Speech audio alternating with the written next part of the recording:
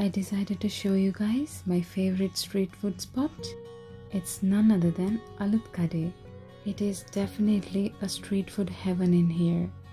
You can find countless numbers of food and varieties here. His sandwiches was filled with chicken, cheese, egg and lots of sauce and items, and they gave it just for 290 rupees. And oh my god, the taste, it's so delicious.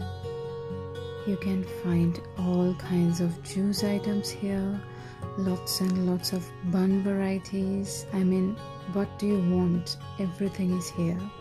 If you're a foodie who doesn't care much about hygiene, this is the place to go.